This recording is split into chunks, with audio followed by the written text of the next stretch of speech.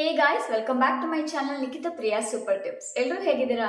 ಎಲ್ಲರೂ ಚೆನ್ನಾಗೇ ಇರಲಿ ಅಂತ ನಾನು ದೇವರ ಹತ್ರ ಕೇಳ್ಕೊತೀನಿ. ಸೊ ಫ್ರೆಂಡ್ಸ್, ಇವತ್ತಿನ ವಿಡಿಯೋ ಕಿಚನ್ ಟಿಪ್ಸ್. ಈ ಟಿಪ್ಸ್ ತಿಳ್ಕೊಂಡ್ಮೇಲೆ ಅದು ಹೆಂಗಪ್ಪ ನಾವು ಇಷ್ಟು ದಿವಸ ಈ ಟಿಪ್ಸ್ ಎಲ್ಲ ತಿಳ್ಕೊಳ್ಳಾರ್ದೇ ಇಷ್ಟೊಂದು ದಿವಸ ನಾವು ಇಷ್ಟು ಕಷ್ಟಪಡ್ತಿದ್ವಿ ಅಂತ ನಿಮಗೆ ಅನ್ಸುತ್ತೆ. ಯಾಕಂದ್ರೆ ನನಗೆ ಈ ರೀತಿ ಅನ್ಸಿತ್ತು. ಯಾವಾಗ ನನ್ನ ಮಮ್ಮಿ ನನಗೆ ಈ ಟಿಪ್ಸ್ ಎಲ್ಲ ಶೇರ್ ಮಾಡಿದಾಗ ನನ್ನ ಜೊತೆಲಿ, ಅಯ್ಯೋ ನನಗೆಲ್ಲ ಗೊತ್ತೇ ಇರಲಿಲ್ಲ, ಇಷ್ಟು ದಿವಸ ಇಷ್ಟು ಕಷ್ಟಪಟ್ಟಿದ್ನಲ್ಲ ಅಂತ ನನಗೆ ಅನಿಸಿತ್ತು. ಸೊ ನಿಮ್ಮ ಜೊತೆ ಶೇರ್ ಮಾಡೋಣ ಅಂತ ಅಂದ್ಕೊಂಡಿದ್ದೀನಿ. ನಿಮ್ಮ ಜೊತೆ ನಾನು 1 by 1 ಶೇರ್ ಮಾಡ್ತಾ ಹೋಗ್ತೀನಿ. ಆ್ಯಂಡ್ ಈ ಟಿಪ್ಸ್ ಎಲ್ಲ ನೋಡಿದ ಮೇಲೆ, ನೀವು ಇದನ್ನು ಫಾಲೋ ಮಾಡಿದ ಮೇಲೆ ನಿಮಗೂ ಕೂಡ ಅನಿಸುತ್ತೆ ಇಷ್ಟು ದಿವಸ ನಾವು ಈ ಟಿಪ್ಸ್ ಏನು ಗೊತ್ತಿಲ್ಲದಂಗೆ ಎಷ್ಟು ಕಷ್ಟಪಟ್ಟಿದ್ವಪ್ಪ ಅಂತ. ಸೊ ಬನ್ನಿ, ವಿತೌಟ್ ಎನಿ ಫರ್ದರ್ ಅಡು ಈ ಟಿಪ್ಸ್ನ ನಿಮ್ಮ ಜೊತೆ ಶೇರ್ ಮಾಡ್ತೀನಿ. ಆ್ಯಂಡ್ ಯಾವ್ದು ಹೇಗೆಲ್ಲ ಮಾಡ್ಬೋದು ತುಂಬ ಈಸಿ ಆ್ಯಂಡ್ ಸುಲಭವಾಗಿ ಅಂತ ನಾನು ನಿಮ್ಮ ಜೊತೆ ಶೇರ್ ಮಾಡ್ತೀನಿ. Let's get it to the video. ಕೆಲವು ಸಲ ಪಿಂಗಾಣಿ ಸಾಮಾನು ಅಥವಾ ಗಾಜಿನ ಸಾಮಾನುಗಳನ್ನು ತೊಳೆಯುವಾಗ ತುಂಬ ಕಷ್ಟ ಆಗುತ್ತೆ. ಕೆಲವು ಸಲ ಕೈ ಜಾರಿ ಬಿದ್ದು ಒಡೆದೋಗುವಂಥ ಚಾನ್ಸಸ್ ಕೂಡ ಇರುತ್ತೆ. ಸೊ ಅದೆಲ್ಲದನ್ನ ನಾವು ಅವಾಯ್ಡ್ ಮಾಡಬೇಕು ಅಂದರೆ ನನ್ನ ಹತ್ರ ಒಂದು ಒಳ್ಳೆ ಟಿಪ್ ಇದೆ, ಅದನ್ನು ನಿಮ್ಮ ಜೊತೆ ನಾನು ಶೇರ್ ಮಾಡ್ತೀನಿ. ಆ್ಯಂಡ್ ಬನ್ನಿ, ಆ ಟಿಪ್ ಯಾವುದು ಅಂತ ಈಗ ಹೇಳ್ತೀನಿ. ಸೊ ಯಾವುದಾದ್ರೂ ಒಂದು ಬೆಡ್ಶೀಟ್ ತೊಗೊಳ್ಳಿ, ಅಥವಾ ಟವಲ್ ತೊಗೊಳ್ಳಿ, ಅಥವಾ ಕಿಚನ್ ಕ್ಲಾತ್ ಇದ್ದರೆ ಅದಾದರೂ ತೊಗೊಳ್ಳಿ. ಸ್ವಲ್ಪ ದಪ್ಪವಾಗಿ ಅದನ್ನು ಫೋಲ್ಡ್ ಮಾಡ್ಕೊಳ್ಳಿ. ಸಿಂಕ್ನಲ್ಲಿ ಅಂದರೆ ಎಲ್ಲ ಪಾತ್ರೆಗಳನ್ನು, ಅಂದರೆ ಪಿಂಗಾಣಿ ಸಾಮಾನ ಗ್ಲಾಸಸ್ನ ವಾಶ್ ಮಾಡೋಕ್ಕೂ ಮುಂಚೆ ಸಿಂಕ್ ಮೇಲೆ ಈ ರೀತಿ ಹಾಸಿಬಿಟ್ಟು ನೀವೇನೇನು ವಾಶ್ ಮಾಡಬೇಕಲ್ಲ ಎಲ್ಲವೂ ಅದರಲ್ಲಿ ಅರೇಂಜ್ ಮಾಡಿ ಇಟ್ಕೊಳ್ಳಿ. ಅದಾದಮೇಲೆ ನೀವು ಅದನ್ನು ಯಾವ ರೀತಿ ವಾಶ್ ಮಾಡ್ತೀರಾ, ಎಕ್ಸೋಯಿಂದ ಅಥವಾ ವಿಮ್ಮಿಂದ ಏನು ಯೂಸ್ ಮಾಡ್ತೀರಲ್ಲ, ಸೊ ಅದರಿಂದ ನೀವು ನೀಟಾಗಿ ಅದನ್ನು ವಾಶ್ ಮಾಡಿ ಆ್ಯಂಡ್ ಅದರಲ್ಲೇ ಹಾಕಿ. ನೆಕ್ಸ್ಟ್ ವಾಟರಿಂದ ರಿನ್ಸ್ ಮಾಡ್ಕೊಳ್ಳಿ, ಅಂದರೆ ವಾಟರಿಂದ ಕೂಡ ವಾಶ್ ಮಾಡ್ಕೊಳ್ಳಿ. ಈಗ ಕೆಲವು ಸಲ ನಾವು ಟೀ ಕಾಫಿ ಕುಡಿಯೋವಾಗ, ಹಾಲು ಕುಡಿಯೋವಾಗಲೂ ಕೂಡ ಸೆರಾಮಿಕ್ ಅಂದರೆ ಪಿಂಗಾಣಿ ಇರುತ್ತಲ್ಲ, ಸೆರಾಮಿಕ್ ಕಪ್ಸಿಂದ ನಾವು ಕುಡಿತೀವಿ, ಗ್ಲಾಸ್ ಕಪ್ಪಿಂದ ಕುಡಿತೀವಲ್ವ. ಸೊ ಆ ಟೈಮಲ್ಲಿ ಈ ರೀತಿ ಎಲ್ಲ ಜಾಸ್ತಿ ಇದ್ದಾಗ ಆರಾಮಾಗಿ ನಾವು ಇದನ್ನು ತೊಳೆದ್ಬಿಟ್ಟು ಸೈಡಿಗೆ ಇಡ್ಬೋದು. ಯಾವುದೂ ಕೈ ಜಾರಿ ಬಿದ್ದರೂ ಕೂಡ ಒಡೆಯೋದಿಲ್ಲ. ಆ್ಯಂಡ್ ನೆಕ್ಸ್ಟ್ ಈ ಕ್ಲಾತನ್ನು ವಾಶ್ ಮಾಡಿ ನೀವು ಒಣಗಿ ಹಾಕ್ಬೋದು. ಈಗ ನೆಕ್ಸ್ಟ್ ಟಿಪ್ಪಿಗೆ ಬರ್ತೀನಿ. ದೇವ್ರ ಫೋಟೋನೆಲ್ಲ ಒರೆಸಿದ್ದೆಲ್ಲ ಆದಮೇಲೆ ನಾವು ಕುಂಕುಮ ಇಡ್ತೀವಲ್ವ, ಅದನ್ನು ಬೆರಳಿಂದ ಇಡ್ತೀವಿ. ಕುಂಕುಮ, ಅರಿಶಿನ, ಗಂಧ ಏನೇ ಇರಲಿ. ಆದರೆ ಸ್ವಲ್ಪ ಡ್ರಿಪ್ ಆಗಿ ಬೀಳೋ ಚಾನ್ಸಸ್ ಇರುತ್ತೆ, ಸರಿಯಾಗಿ ಬರೋದಿಲ್ಲ. ಸೊ ಅದಕ್ಕೊಂದು ಒಳ್ಳೆ ಟಿಪ್ ಹೇಳ್ತೀನಿ. ಮೊದಲು 2 ಬೌಲಲ್ಲಿ ಅಥವಾ 2 ಪ್ಲೇಟ್ಸಲ್ಲಿ ಅರಿಶಿನ, ಕುಂಕುಮ, ಗಂಧ ಈ ರೀತಿ ಹಾಕ್ಕೊಳ್ಳಿ. ನೀವೇನೇನು ದೇವರಿಗೆ ಹಚ್ತಿರಲ್ಲ ಅದನ್ನು ಸ್ವಲ್ಪ ನೀರು ಅಥವಾ ಹಾಲಲ್ಲಿ ಮಿಕ್ಸ್ ಮಾಡಿ ಇಟ್ಕೊಳ್ಳಿ. ನೆಕ್ಸ್ಟ್ ಫೋಟೋಸ್ನ ಒರೆಸ್ಕೊಂಡು, ನಾನು ದೊಡ್ಡ ಫೋಟೋ ಕೂಡ ಯೂಸ್ ಮಾಡಿದ್ದೆ, ಇಲ್ಲಿ ಸ್ವಲ್ಪ ಚಿಕ್ಕದಾಗಿ ಯೂಸ್ ಮಾಡಿದ್ದೀನಿ ನಾನು, ರಾಘವೇಂದ್ರ ಸ್ವಾಮಿದು. 2 ಇಯರ್ಬಡ್ಸ್ ತೊಗೊಳ್ಳಿ, 1 ಆದರೂ ಸಾಕಾಗುತ್ತೆ, ನಾನು 2 ತೋರಿಸ್ತಾ ಇದ್ದೀನಿ. ಸೊ ಇಯರ್ಬಡ್ಸ್ ಹೆಲ್ಪಿಂದ ಈ ರೀತಿ ನೀವು ಅರಿಶಿನ ಕುಂಕುಮನ ಅದರಲ್ಲಿ ತಗೊಂಡು ನೀವು ದೇವರಿಗೆ ಆರಾಮಾಗಿ ಇಡ್ಬೋದು. ಇದರಿಂದ ನಿಮ್ಮ ಟೈಮ್ ಸೇವಿಂಗ್ ಆಗುತ್ತೆ, ಈಸಿ ಕೂಡ ಆಗುತ್ತೆ, ಆ್ಯಂಡ್ ತುಂಬ ಸುಲಭವಾಗಿ ಕೂಡ ಆಗುತ್ತೆ. ಆ್ಯಂಡ್ ನೀಟಾಗಿ ಅಚ್ಚುಕಟ್ಟಾಗಿ ನೀವು ಇದನ್ನು ಇಡ್ಬೋದು.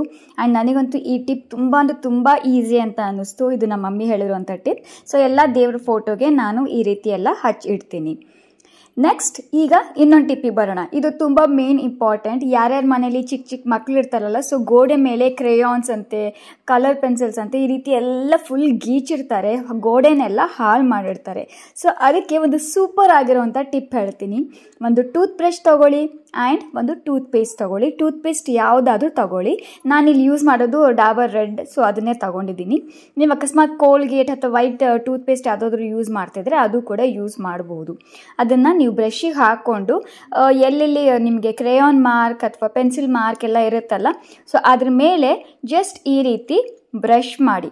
ಜಾಸ್ತಿ ಹಾರ್ಡಾಗಿ ಪ್ರೆಸ್ ಮಾಡಿ ಯೂಸ್ ಮಾಡುವಂಥ ಅವಶ್ಯಕತೆ ಕೂಡ ಇಲ್ಲ. ಲೈಟಾಗಿ ನೀವು ಬ್ರಷ್ ಮಾಡ್ಬೋದು. ಆ್ಯಂಡ್ ತುಂಬ ಈಸಿಯಾಗಿ ಕೂಡ ಹೋಗುತ್ತೆ. ಆ್ಯಂಡ್ ಒಂದು ವೆಟ್ ಕಾಟನ್ ಕ್ಲಾತ್ ಅಥವಾ ಒಂದು ಟವಲ್ ಅಥವಾ ಒಂದು ನ್ಯಾಪ್ಕಿನ್ ತೊಗೊಂಡು ನೀಟಾಗಿ ವೈಪ್ ಮಾಡಿ. ಇಲ್ಲಿ ನೋಡಿ ಎಷ್ಟು ಚೆನ್ನಾಗಿ ಹೋಯ್ತು ಅಲ್ವಾ. ಇದಂತೂ ನನಗೆ ಯಾವಾಗಲೂ ನನ್ನ ಮನೇಲಿ ಇದ್ದೇ ಇರುತ್ತೆ ಪ್ರಾಬ್ಲಮ್.